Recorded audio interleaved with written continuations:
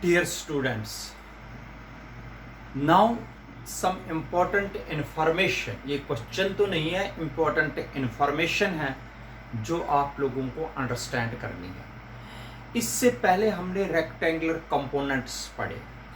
इस वीडियो में हम रेक्टेंगुलर कंपोनेंट्स के आगे जो इम्पोर्टेंट इंफॉर्मेशन है वो आप लोगों को प्रोवाइड करूंगा। इधर देख लीजिए बेटा, आपको मैंने पोजीशन वेक्टर इन ए प्लेन बताया। इससे पहले मैं आप लोगों को याद दिलाता हूं, जब मैंने वेक्टर ए को रिजॉल्व कर दिया था रेक्टेंगुलर कंपोनेंट्स में, आप सबको याद है वो है ए एक्स आई कैप और ए वाई जे कैप। ठीक है बेटा, लेकिन ये किस में किया था? प्लेन में। प्लेन में दो एक्सिस हम यूज करते हैं, स्पेस में तीन, मोशन अलोंग स्ट्रेट लाइन में सिर्फ एक एक्सिस का यूज करते हैं। 1 डायमेंशन, 2 डायमेंशन और 3 डायमेंशन मैंने पढ़ा लिया है बेटा। अब मैं आप लोगों को बता रहा हूं पोजीशन वेक्टर इन ए प्लेन। पोजीशन वेक्टर इन ए प्लेन का मतलब क्या है? इधर देख लीजिए बेटा, पोजीशन वेक्टर इन ए प्लेन, इधर सुनिए बेटा, अगर ये एक्स वाई एक्सिस है, ठीक है बेटा, अगर एक्स वाई एक्सिस है और कोई पार्टिकल, जो पार्टिकल है वो एक्स वाई प्लेन में है, ये एक्स वाई प्लेन है, क्या है बेटा? X y plane. कोई पार्टिकल या ऑब्जेक्ट पी पर है जिसका पोजीशन वेक्टर आर वेक्टर है और इस पार्टिकल के कोऑर्डिनेट्स है एक्स और वाई, ये है एक्स कोऑर्डिनेट और ये है वाई कोऑर्डिनेट। ठीक है बेटा, तब position vector x y plane में, ये हो गया position vector in x y plane. X y plane में पोजीशन वेक्टर को ऐसे लिखा जाता है, ये याद रखना बेटा। पोजीशन वेक्टर को प्लेन में ऐसे लिखेंगे, r vector is equal to, ये हो गया यहां से आई कैप और यहां से जे कैप। ठीक है बेटा, इधर देख लीजिए, दो ही इसके कोऑर्डिनेट्स है। एक कंपोनेंट आएगा एक्स वाला, हो गया एक्स आई cap plus Y j cap. ये बन गया पोजीशन वेक्टर। पोजीशन वेक्टर बन गया एक्स वाई प्लेन में, जिसमें एक्स और वाई कोऑर्डिनेट्स है।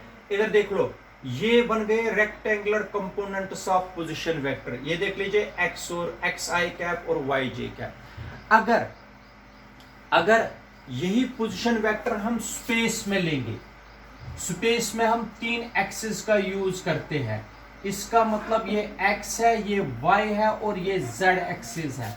स्पेस में अगर हम इसी को यूज करेंगे, स्पेस में जब यूज करेंगे बेटा, ये हो गया P x coordinate, y coordinate, z coordinate, i cap, j cap, k cap.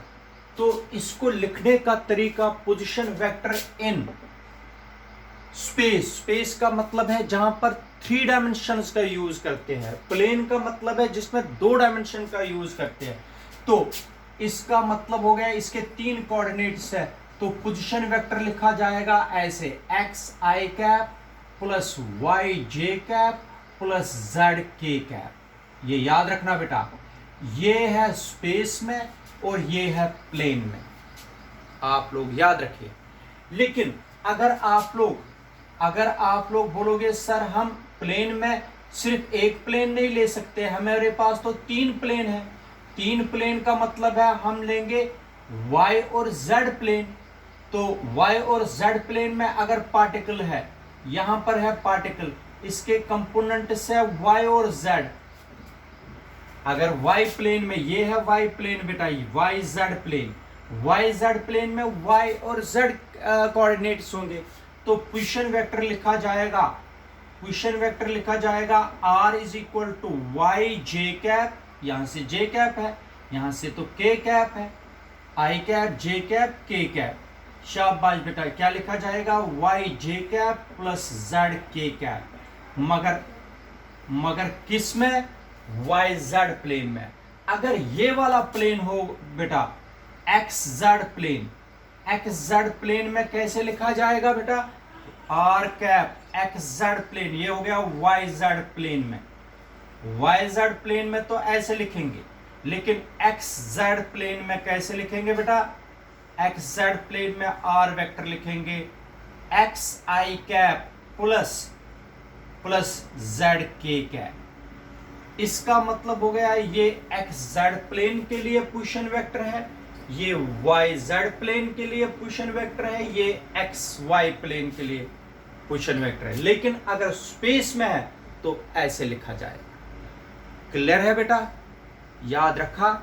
तो इसी तरीके से हम डिस्प्लेसमेंट वेक्टर भी लिख सकते हैं। डिस्प्लेसमेंट वेक्टर मैंने आप लोगों को पढ़ा दिया। डिस्प्लेसमेंट वेक्टर समझ लेना बेटा, डिस्प्लेसमेंट वेक्टर इन प्लेन, फिर मैं बताता हूं displacement vector in space. Space का मतलब 3 डायमेंशनल पैटर्न होता है और प्लेन का मतलब 2 डायमेंशनल पैटर्न होता है। ये 3 डायमेंशन क्या है, 2 डायमेंशन क्या है, ऑलरेडी पढ़ चुके हैं।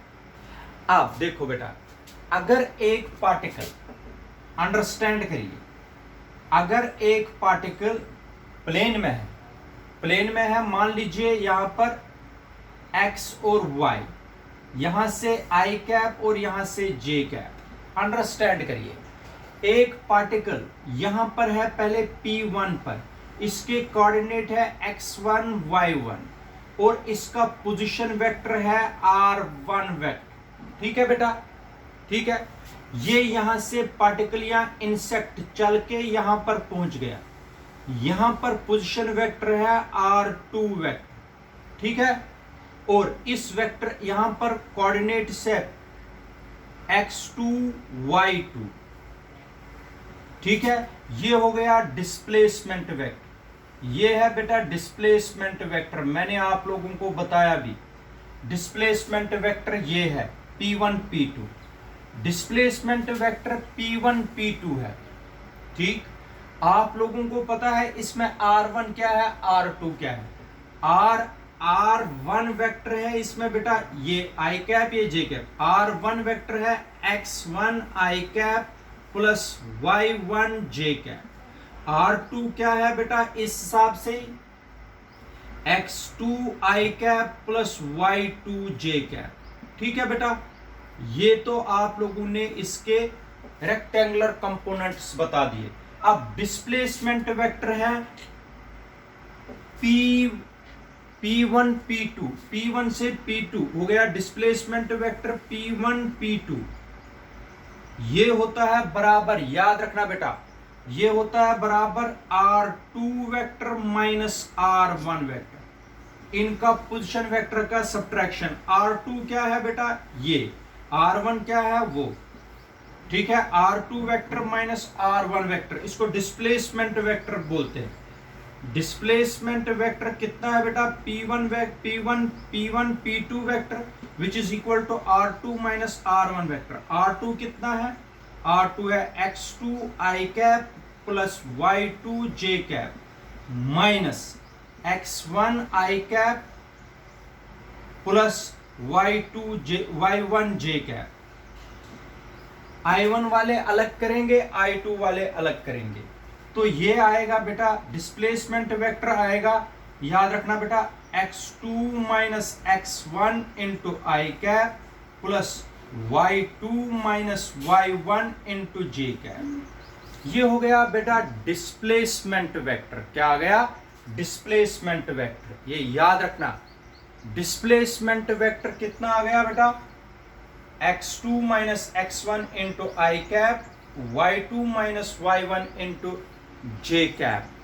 अगर आप लोगों को याद रखना, अगर आप लोगों को इसका मैग्नीट्यूड निकालना है, मैग्नीट्यूड डिस्प्लेसमेंट वेक्टर का निकालना है, मैग्नीट्यूड होता है बराबर बेटा root of x2 minus x1 का square plus y2 minus y1 का स्क्वायर। ये मैग्नीट्यूड के लिए फॉर्मूला, ये मैं इन्हीं का x2 minus x1 root of x2 minus x1 का स्क्वायर y2 माइनस y1 का स्क्वायर।